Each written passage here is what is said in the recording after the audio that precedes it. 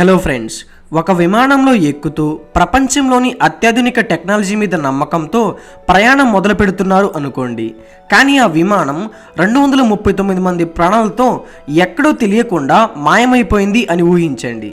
ఇది ఎలా జరిగింది?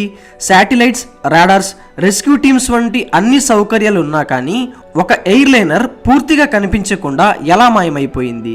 ఈ రోజుల్లో మనం ఎల్లప్పుడూ కనెక్ట్ అయ్యి సేఫ్గా ఉన్నాము అని నమ్మకంలో ఉన్నప్పుడు ఇది అసాధ్యమని అనుకున్న ఒక మిస్టరీ.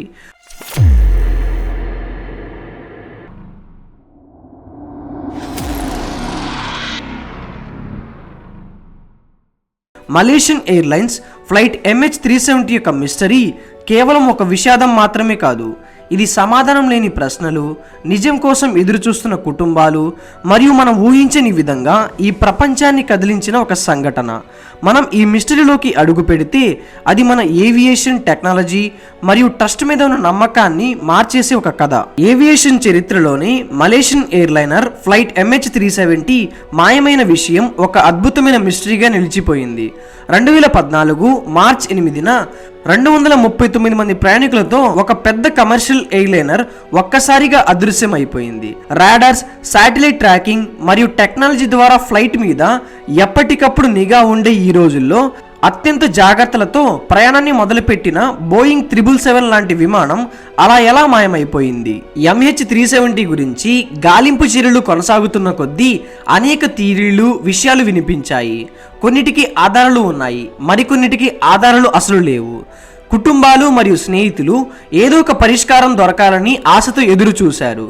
ఇంతలో ఇన్వెస్టిగేటర్లు సముద్రపు ప్రాంతంలో క్లూస్ కోసం వెతుకుతున్నారు. ఈ రోజుకి కూడా MH370 యొక్క స్టోరీ మనం నమ్మే టెక్నాలజీని, మనుషుల యొక్క జ్ఞానానికి ఉన్న హద్దుల్ని ప్రశ్నిస్తుంది. MH370 ఒక సాధారణ రెడ్ ఐ ఫ్లైట్.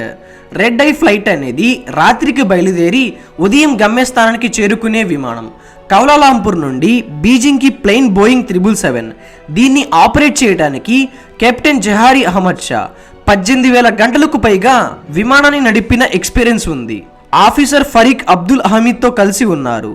అతను తన చివరి ట్రైనింగ్ ఫ్లైట్లో కొనసాగుతున్నారు. రాత్రి 12:41 కౌలాలంపూర్ నుండి బయలుదేరారు. 227 మంది ప్యాసింజర్స్ మరియు 12 మంది క్రూ మెంబర్స్. వీరిలో ఎక్కువ మంది చైనీస్ సిటిజన్సే ఉన్నారు. టేకాఫ్ చేసిన 39 నిమిషాలకే MH370 ఒక రొటీన్ కమ్యూనికేషన్ని పంపింది. గుడ్ నైట్ మలేషియన్ 370 అని. కాసేపటి తర్వాత ప్లేన్తో అన్ని కమ్యూనికేషన్స్ ఆగిపోయాయి. వియత్నమీస్ ఎయిర్ ట్రాఫిక్ కంట్రోలర్స్ ప్లేన్ని సందర్శించే ప్రయత్నం చేసినప్పటికీ ఎలాంటి రెస్పాన్స్ రాలేదు. మరికొద్ది క్షణాల్లో అర్ధరాత్రి 1:21 ప్లేన్ సివిలియన్ రేడార్ నుండి అదృశ్యమైపోయింది. థాయిలాండ్ తీరానికి 90 మైళ్ళ దూరంలో ఈ సడన్ సైలెన్స్ భయపెట్టింది. ఏదో తప్పు జరిగింది అనే సంకేతం మొదటిసారి వెలుగులోకి వచ్చింది. కాక్పిట్ నుండి ఎలాంటి రెస్పాన్స్ రాకపోవడంతో ఎయిర్ ట్రాఫిక్ కంట్రోలర్స్ MH370ని లొకేట్ చేసేందుకు వెనకాడలేదు. మలేషియన్ మరియు వియత్నమీస్ అథారిటీస్ ఒకరినొకరు సమాచారం పంచుకుంటూనే ఉన్నారు. ఇనిషియల్ రాడార్ డేటా ప్రకారం MH370 తన యొక్క ఒరిజినల్ పాత్ నుండి పక్కకు తిరిగిందని చూపించింది. మలేషియన్ పెనిన్సులా మీదుగా వెస్ట్వర్త్గా ప్రయాణిస్తూ ఉంది. ఈ ఆశ్చర్యకరమైన మలుపు అందరిలో ఆశ్చర్యాన్ని కలిగించింది. ఇలాంటి సంఘటనలు ఏవియేషన్ కమ్యూనిటీస్ని ఇప్పటికీ వేధిస్తూనే ఉన్నాయి. గంటలు గడుస్తున్న కొద్దీ MH370 నుండి ఎలాంటి కమ్యూనికేషన్ లేకపోవడం మరింత ఆందోళన కలిగించింది. ఉదయం వచ్చేసరికి మలేషియన్ అథారిటీస్ ఒక పెద్ద ఎత్తున గాలింపు చర్యలు ప్రారంభించారు. మొదటి గాలింపు చర్యలు అనేది సౌత్ చైనా సముద్రం వైపు ప్రారంభించారు. అదే ప్రాంతంలో ప్లెయిన్ సివిలియన్ రాడార్లో చివరిసారిగా కనిపించింది. కాస్త లోపలికి వెళ్తున్న కొద్దీ ఈ సర్చింగ్ అనేది గల్ఫ్ ఆఫ్ థాయిలాండ్ వరకు విస్తరించింది. ఈ విస్తారమైన మరియు లోతైన నీటి భాగంలో అయినా ఏదైనా క్లూ దొరకవచ్చు అని ఆశించారు. MH370 మిస్సింగ్ గురించి వార్తాపత్రికల్లో ప్రపంచ నలుమూలలకు చేరింది. అంతర్జాతీయ పరంగా సహాయక చర్యలు మొదలయ్యాయి. ఆస్ట్రేలియా, చైనా మరియు యునైటెడ్ స్టేట్స్ లాంటి దేశాలు షిప్స్ అండ్ ప్లేన్స్ ని పంపాయి. మొత్తం మీద 26 దేశాలు ఈ గాలింపు చర్యల్లో పాల్గొన్నాయి. ఆ తర్వాత వారం రోజుల్లోనే దాదాపు 3 మిలియన్ చదరపు మైళ్ళు వరకు గాలింపు చర్యలు జరిగాయి. ఎలాంటి ఆధారాలు దొరకలేదు. సమయం గడుస్తున్న కొద్దీ సమాధానం లేకపోవడం వలన నిరాశ పెరిగింది. ప్యాసింజర్స్ యొక్క స్నేహితులు మరియు కుటుంబాలు అశాంతిలోకి వెళ్ళిపోయారు. కానీ ప్రశ్నలు ఇంకా కొనసాగుతూనే ఉన్నాయి. ఇన్వెస్టిగేటర్లకు ఈ సిచ్యువేషన్ ఇంకా కాంప్లెక్స్గా మారింది. సౌత్ చైనా సముద్రంతో పాటు మరింత విస్తరించి చూడాల్సి ఉంది అని అర్థమైంది. సమస్య మరింత పెద్దదిగా మారింది. కొత్త రాడార్ డేటా ప్రకారం MH370 కేవలం వెస్ట్ వైపుకి తిరగలేదు. ఇంకా సివిలియన్ రాడార్ ప్రకారం మాయమైన తర్వాత కూడా గంటల పాటు ఫ్లైట్ కొనసాగింది అని సూచించింది. మరి ఇది ఎక్కడికి వెళ్ళిపోయింది అనేది ఒక ముఖ్యమైన ప్రశ్నగా మారింది. రాడార్ డేటా ఎలాంటి ఆధారాలు ఇవ్వకపోవడంతో ఇన్వెస్టిగేటర్లు ఒక విభిన్నమైన సోర్స్ వైపు తిరిగారు. Satellite పింగ్స్. British satellite telecommunication company అయిన ఇన్మార్సాట్ ఒక ముఖ్యమైన డిస్కవరీని బయటపెట్టింది. MH370 ఎయిర్ ట్రాఫిక్ కంట్రోల్తో కమ్యూనికేషన్ ఆపేసినప్పటికీ అది ఇన్మార్సాట్ శాటిలైట్తో కనెక్షన్ చేయడం మాత్రం కొనసాగించింది. ఈ డేటా ఒక కొత్త క్లూని అందించింది. ప్లేన్ యొక్క ఫైనల్ లొకేషన్ గురించి తెలియజేయడానికి అవకాశం కల్పించింది. ఇన్మార్సాట్ డేటా ప్రకారం MH370 సౌత్ ఇండియన్ ఓషన్లో సౌత్ వైపు ప్రయాణం చేసినట్లు కనిపిస్తుంది. సివిలియన్ రాడార్ డేటా ప్రకారం మాయమైన తర్వాత కూడా 7 గంటల పాటు MH370 గంటకోసారి పింగ్స్ని పంపించింది. ఈ డేటా ఇన్వెస్టిగేటర్స్కి ఒక కొత్త బాధాకరమైన పాసిబిలిటీని చూపించింది.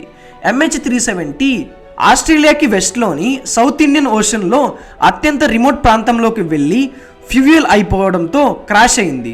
అయితే ఖచ్చితమైన లొకేషన్ని కనుక్కోవడం అత్యంత కష్టంగా మారింది. సౌత్ ఇండియన్ ఓషన్ విస్తీర్ణం మరియు లోతు మామూలు విషయం కాదు. ఈ గాలింపు చర్య మరింత కష్టంగా మారింది. ఫ్లైట్ యొక్క ఆఖరి లొకేషన్ ని కనుక్కోవడానికి సంవత్సరాలు సమయం పడుతుందని అర్థమైంది. కొత్తగా డిసైడ్ అయిన గాలింపు చర్యల్లో సౌత్ ఇండియన్ ఓషన్ లో ప్రమాదకరమైన పరిస్థితులు ఎదుర్కోవడం ఒక పెద్ద సవాలుగా మారింది. ఆస్ట్రేలియా ఈ గాలింపు చర్యల్ని లీడ్ చేసింది. అండర్ వాటర్ డ్రోన్స్, సోనార్ మరియు ప్రపంచంలోని అత్యుత్తమ టెక్నాలజీని ఉపయోగించి సముద్రపు అడుగున స్కాన్ చేసింది. 3 సంవత్సరాల పాటు సర్చ్ టీమ్స్ కాలిఫోర్నియా స్టేట్ కన్నా పెద్ద ఏరియాని సర్చ్ చేశారు. ఎక్కువగా ఎత్తైన అలలు, గడ్డగడ్డించే టెంపరేచర్ మరియు 20,000 ఫీట్లు లోతైన ప్రాంతాల్లో ఎక్కువగా గాలించారు. ప్లేన్ మాయమైన 1 సంవత్సరం తర్వాత 2015లో ఒక బ్రేక్ త్రూ జరిగింది. డిబ్రీస్ అండ్ మడగస్కర్ ఐలాండ్స్ కి దగ్గరలో MH370 యొక్క పార్ట్ కనిపించింది. అది MH370కి చెందినట్లుగా కన్ఫర్మ్ చేయబడింది. ఇది ప్లేన్ యొక్క అన్వేషణలో ఫిజికల్ ఎవిడెన్స్ గా నిలిచింది. దీని తర్వాత మరికొన్ని పార్ట్స్ డిబ్రీస్ ఐలాండ్ మరియు ఆఫ్రికన్ తీరాల్లో కనిపించాయి. కానీ ప్లేన్ అలా తప్పిపోవడానికి కారణం మాత్రం దొరకలేదు. ఈ ఫ్లైట్ యొక్క ముక్కలు ఫ్యామిలీస్ కి బాధాకరమైన నిజాలు గుర్తు చేశాయి.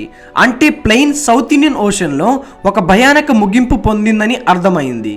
అయినప్పటికీ కూడా ప్లేన్ యొక్క చివరి గంటలు మరియు దాని క్రాష్ కి దారి తీసిన ఈవెంట్స్ పై ముఖ్యమైన ప్రశ్నలు ఇంకా మిగిలిపోయాయి. అసలు MH370కి ఏమై ఉండవచ్చు అనే ప్రశ్నలకు కొన్ని థియరీలు బయటపడ్డాయి. ప్రధానంగా ఇన్వెస్టిగేషన్ పై ప్రభావం చూపిన 3 ప్రధాన థియరీస్ ని పరిశీలిద్దాం. ఒక థియరీ ప్రకారం ఫ్లైట్ లో క్యాస్ట్రోఫిక్ మెకానికల్ ఫెయిల్యూర్ జరిగి ఉండవచ్చు. ఉదాహరణకు ఒక ఆన్బోర్డ్ ఫైర్ లేదా డిప్రెషనైజేషన్. ఇవి క్రూ మరియు ప్యాసింజర్స్ ని ఇన్పాజిటేట్ చేసి ఉంటాయి. ఇది మోస్ట్ ఫ్లైట్ సెనారియోకు దారి తీస్తుంది. అంటే ప్లేన్ ఆటో పైలట్ లోనే ఫ్యూయల్ అయిపోయే వరకు ప్రయాణించి క్రాష్ అయి ఉండవచ్చు. అయితే చాలా మెకానికల్ ఫెయిల్యూర్స్ ఎమర్జెన్సీ ట్రాన్స్పాండర్స్ ని ట్రిగర్ చేస్తాయి. ఇవి ఎయిర్ ట్రాఫిక్ కంట్రోల్ కి అలర్ట్ ఇవ్వాలి. మరొక థియరీ ప్రకారం ఫ్లైట్ హైజాక్ అయి ఉండవచ్చు. ఎవరో బోర్డులో ఉన్నవారు లేదా ఒక థర్డ్ పార్టీ గ్రూప్ ద్వారా హైజాక్ అయి ఉండవచ్చు. అయితే ఎలాంటి టెర్రర్ గ్రూప్ దీనికి రెస్పాన్సిబిలిటీ క్లెయిమ్ చేయలేదు మరియు ప్యాసింజర్స్ లిస్ట్ లో కూడా ఏ టెర్రరిస్ట్ కనిపించలేదు. హైజాక్ సెనారియోలో విజువల్ గా కమ్యూనికేషన్ సిస్టమ్ ని ట్యాంపర్ చేయడం జరుగుతుంది. కానీ ఈ థియరీకి ఇది సరిపోని ప్రశ్నను సృష్టించింది. అత్యంత కాంట్రవర్షియల్ థియరీ ఏమిటి అంటే కెప్టెన్ జహారీ అహ్మద్ షాకి సంబంధించినది. కొందరు ఇన్వెస్టిగేటర్లు కెప్టెన్ ఇరాకీ విమానం రూట్ ని ఉద్దేశపూర్వకంగా మార్చి ఉండవచ్చని వాదిస్తున్నారు. ఈ థియరీకి సపోర్ట్ గా జహారీ కంప్యూటర్లో ఉన్న ఫ్లైట్ సిమ్యులేటర్ డేటా ఉంది. దీనిలో అతను ఇండియన్ ఓషన్ లోకి తీసుకెళ్లే రూట్ ని ప్రాక్టీస్ చేసినట్లు సూచన ఉంది. కానీ ఈ థియరీ విభేదాలకు దారి తీస్తుంది. ఎందుకు అంటే జహారీ యొక్క స్నేహితులు మరియు కుటుంబం అతని రెప్యుటేషన్ ని గట్టిగా రక్షిస్తున్నారు. అయితే MH370 విషాదం అనేది ఏవియేషన్ రంగంలోనే ప్రధానమైన మార్పులకు దారి తీసింది. ముఖ్యంగా వచ్చిన మార్పుల్లో ఒకటి రియల్ టైమ్ ట్రాకింగ్ సిస్టమ్స్ ప్రవేశపెట్టడం. ఇది ఎక్కడ ఉన్నా సరే ప్లేన్స్ ని ట్రాక్ చేయడంలో సహాయపడతాయి. ఎయిర్లైన్స్ ఇప్పుడు మెరుగైన టెక్నాలజీని ఉపయోగించి ఎయిర్ ట్రాఫిక్ కంట్రోల్ తో నిరంతరం కమ్యూనికేషన్ లో ఉంటున్నాయి. తద్వారా MH370 లాంటి మిస్టరీస్ ని మళ్ళీ జరగకుండా కాపాడవచ్చు. బ్లాక్ బాక్స్ టెక్నాలజీని కూడా మెరుగుపరిచేందుకు చర్యలు తీసుకుంటున్నారు. ఇందులో బ్యాటరీ లైఫ్ని పెంచడం మరియు ఫ్లైట్ ఇన్ఫర్మేషన్ని క్లౌడ్ బేస్డ్ డేటా స్టోరేజ్లో సేకరించే ఆలోచనలు ఉన్నాయి. ఇవి రియల్ టైమ్ యాక్సెస్ని ఇవ్వగలవు. MH370 మాయమవడం వల్ల తీసుకోబడిన ఈ మెజర్స్ అనేవి ఎయిర్ ట్రావెల్ యొక్క సేఫ్టీని పెంచడంలో కీలకమవుతాయి. అయితే MH370 ప్రయాణికుల ఫ్యామిలీస్ కోసం ఈ మాయాకాలం గడిచినప్పటికీ మానని గాయం లాంటిది. మలేషియా నుండి చైనా వరకు ప్రపంచవ్యాప్తంగా ఉన్న ఫ్యామిలీలు సమాధానం తెలుసుకోవాలని కృషి చేస్తున్నారు. చాలా మంది అడ్వకసీ వైపుకు మళ్ళీ ఎయిర్లైన్స్ మరియు ప్రభుత్వాల నుండి ట్రాన్స్పరెన్సీని డిమాండ్ చేస్తున్నారు. MH370 మిస్టరీ మనిషి యొక్క సహజ వర్నబిలిటీ మరియు టెక్నాలజీ ముందు అసమర్థతను గుర్తు చేస్తూ కొనసాగుతుంది. ఎన్నో సమాధానం లేని ప్రశ్నలతో కూడిన దాని కథ ఇప్పటికీ ప్రపంచాన్ని ఆకర్షిస్తుంది. మలేషియన్ ఎయిర్లైన్స్ ఫ్లైట్ MH370కి ఏమైంది అనే విషయం మనం ఎప్పుడైనా తెలుసుకుంటామో లేదా అనేది ఇంకా ఒక మిస్టరీగానే మిగిలిపోతుంది. కానీ దీని మాయం అనేది ఏవియేషన్ రంగంలో ఎన్నో సేఫ్టీ మెజర్స్ని తీసుకొని వచ్చింది. సో అది ఫ్రెండ్స్, ఈ మిస్టరీ గురించి మీకు ఎలా అనిపించిందో కింద కామెంట్స్లో చెప్పండి. అండ్ ఇలాంటి ఇంట్రెస్టింగ్ వీడియోస్ కోసం మన ఛానల్ లైక్ అండ్ సబ్స్క్రైబ్ చేయండి. Thanks for watching.